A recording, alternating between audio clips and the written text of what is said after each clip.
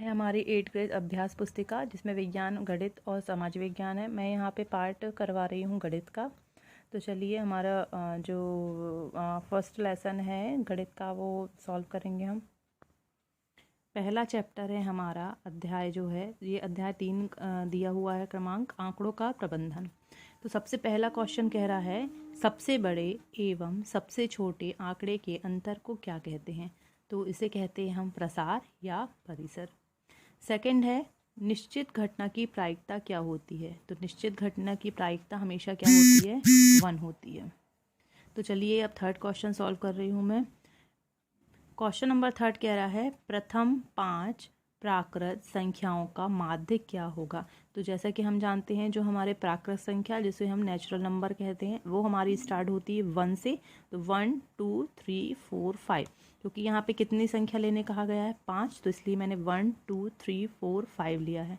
इसका इसने कहा है माध्य निकालने। तो माध्य कैसे निकालेंगे 1 + 2 + 3 + 4 + 5 मतलब टोटल जो नंबर है वो और नंबर के जो है वो हो जाएगा हमारा उनका योग जिसको हम बोलते हैं सम ऑफ नंबर और इनका हम जो टोटल नंबर है उससे हम क्या लगाते हैं भाग। तो ये हो जाएगा हमारा 1 + 2 + 3 + 4 + 5 और हम भाग देंगे किससे जितनी हमारी संख्या है। तो टोटल संख्या हमारी कितनी है 5। तो इसको मैंने क्या किया है जोड़ दिया है। तो 5 + 4 + 3 + 2 + 1 ये हुआ हमारा 15/5 मतलब 15/5। इसको मैं काट रही हूँ 5 से काटेंगे तो 5 एक कम 5 5 दूनी 10 और 5 तिया 15। कितने टाइम गया है ये 3 बार। तो ये हो गया हमारा उत्तर कितना 3। अब नेक्स्ट क्वेश्चन है आंकड़ों में सबसे अधिक बार आने वाला प्रेक्षण क्या कहलाता है। कोई भी आंकड़ा है तो उसमें जितने बार उस संख्या रिपीट होती है तो उसकी जो संख्या होती है वो हमेशा कहलाता है बहुलक। एग्जाम्पल के लिए बता देती हूँ मैं। जैसे एग्जाम्पल है जैसे ये नंबर है 1 2 3 2 2 4 5 जैसे ये नंबर दिए हुए हैं। तो आप इसमें देख पा रहे होंगे कि इसमें कौन सी संख्या सबसे ज़्यादा बार आई है। तो सबसे ज़्यादा बार कौन सी संख्या आई है 2। तो बहुलक यहाँ पे कहलाएगा हमारा बहुलक ये कहलाता है हमारा कितना 2। अब नेक्स्ट क्वेश्चन है सुशील 3 क्रमागत दिनों में क्रमशः 6 घंटे 5 घंटे और 7 घंटे पढ़ता है। तो उसके प्रतिदिन पढ़ने का औसत समय क्या है। यहाँ पे भी हमें सेम जो क्वेश्चन है औसत निकालना है। औसत और माध्य सेम ही होता है। तो देखो इसका हम क्या निकालेंगे औसत। तो औसत हम कैसे निकालेंगे सबसे पहले देखो कितने घंटे बोल रहा है 6 घंटे 5 घंटे और 7 घंटे। तो सबसे पहले तो हम इन सब का क्या करेंगे योग और टोटल घंटे कितने हैं 1 2 3 तो कितने हैं हमारे 3। तो ये हो जाएगा 6 + 5 + 7/3। इसको हम जोड़ लेंगे तो ये हो जाएगा 18/3 18/3। इसको हम क्या करेंगे भाग देंगे तो ये हो जाएगा 3 एकम 3 3 दूनी 6 3 तिरका 9 3 चौके 12 3 पंचे 15 3 6 18। तो कितने टाइम गया है ये 6 टाइम। तो हमारा जो उत्तर है वो आ जाएगा हमारा 6। तो 6 यहाँ पे क्या है ये घंटे में दिया हुआ है इसलिए हमको इसके साथ में लिखना पड़ेगा घंटे। तो चलिए नेक्स्ट क्वेश्चन है यहाँ पे क्वेश्चन नंबर 6 निम्नलिखित आंकड़ों का बहुलक ज्ञात कीजिए। निम्नलिखित आंकड़ों का हमें यहाँ पे क्या ज्ञात करना है बहुलक। तो आप देखो बहुलक मैंने बताया था बहुलक मतलब कि जितने जो संख्या सबसे ज़्यादा बार आई है। तो कौन सी संख्या सबसे ज़्यादा बार आई हुई है दिख रही है देखिए 13 है 16 12 14 19 12 14 13 14। तो सबसे ज़्यादा टाइम आई हुई है 1 2 3 टाइम आया हुआ है 3 बार आया हुआ है 14। तो बहुलक हमारा हो जाएगा 14 मतलब कि 14। नेक्स्ट क्वेश्चन है हमारा यह निर्णय लेने के लिए कि कौन सी टीम खेल प्रारंभ करेगी एक सिक्का उछाला जाता है। इसकी क्या प्रायिकता है कि आपकी टीम खेल प्रारंभ करेगी। यह है हमारा क्वेश्चन एक निर्णय लेने के लिए कौन सी टीम खेल प्रारंभ करेगी एक सिक्का उछाला जाता है। इसकी क्या प्रायिकता है कि आपकी टीम खेल प्रारंभ करेगी। तो देखो सबसे पहले जो है एक सिक्का उछालने पर जो हमारे संभव परिणाम है वो कितनी होगी 2। मतलब कि यदि हम सिक्का उछालेंगे या तो चित आएगा या तो क्या आएगा, पट। तो इस स्थिति में हम देखेंगे चित आने की प्रायिकता क्या है। तो चित आने की प्रायिकता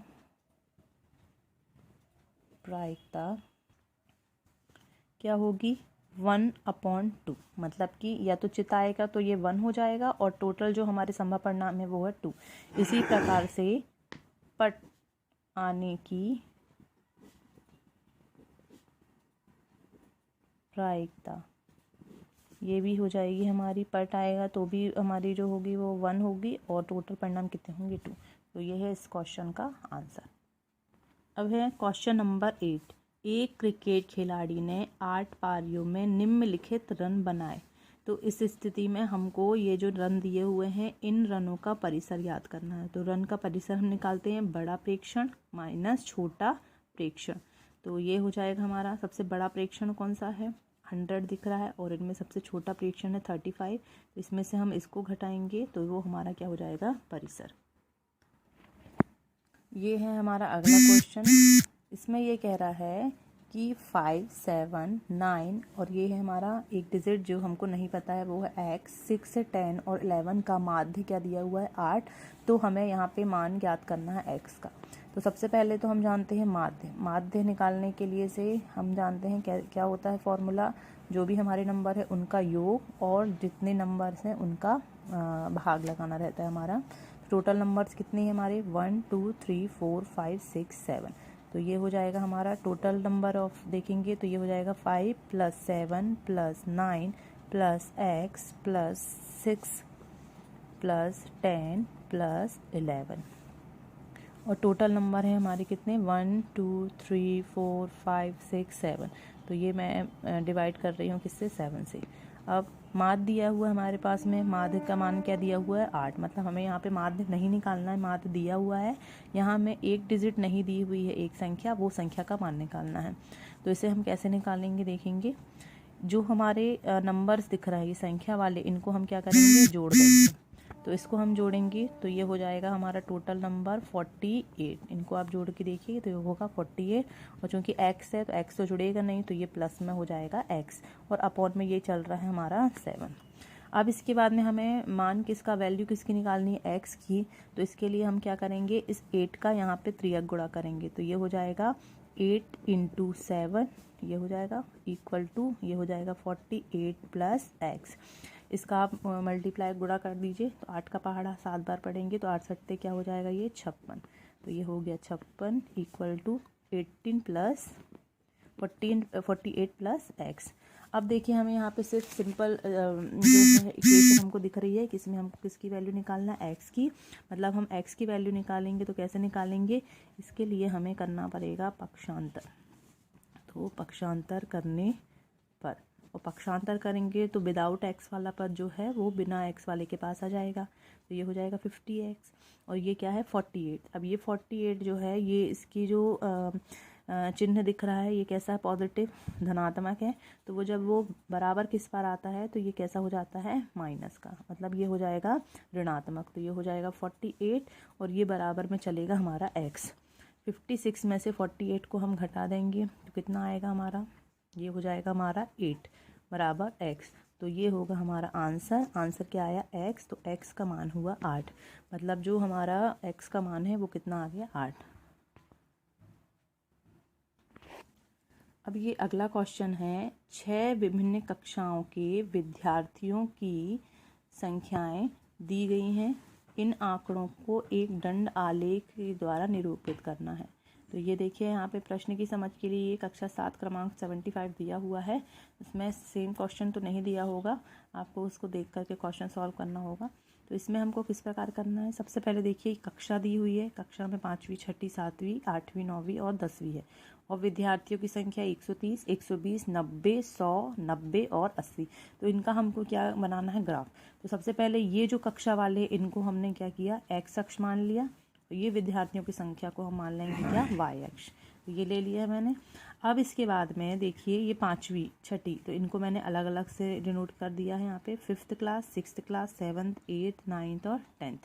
तो देखिए 5th क्लास से क्या बोल रहा है 130 ये नंबर दी हुई है, मतलब कि ये जो वाई अक्ष है, वाई अक्ष में क्या दिख रही है, संख्या दिख रही है। तो यहाँ पे हमको क्या लेना पड़ेगा, संख्या। तो मैं यहाँ पे संख्या स्टार्ट कर रही हूँ 10 से, तो ये हो जाएगा 10, 20, 30, 40, 50, 60, 70, 80, 90, 100, 110 और 120 और 130 तक लिया क्योंकि लास्ट चीज़ 130 है। तो देखिए फिफ्थ की कितनी है 130, तो ये हो जाएगा हमारा जो ग्राफ है ये 130 तक चला जाएगा। इसी प्रकार से छठवीं का कितना दिया हुआ 120, तो ये ग्राफ हमारा चले जाएगा 120, तो ये चला गया हमारा यहाँ पे ये 120 तक। सातवीं का है 90, तो 90 के लिए से ये ग्राफ को हमने यहाँ पे खींच लेंगे। इसको आप पेंसिल से यूज़ कीजिएगा, मैंने यहाँ पे पेन का यूज़ किया है, पेंसिल और स्केल का यूज़ होगा। फिर इसके बाद में 8th क्लास में कितना है 100, तो ये 100 के सामने मैंने ये ग्राफ को खींच लिया है। फिर नवीं क्लास का है 90, तो 90 नवीं क्लास का चला जाएगा, तो 9th का मैंने ये लिख दिया यहाँ पे 90। और 10th का है कितना 80, तो ये 80 के सामने। इसका आप स्केल से बनाएंगे तो प्रॉपर बहुत अच्छे से आपका ग्राफ बनेगा। तो इस प्रकार से हमारे जो ये 10 क्वेश्चन थे अध्याय 3 के वो मैंने कंप्लीट कर दिया है।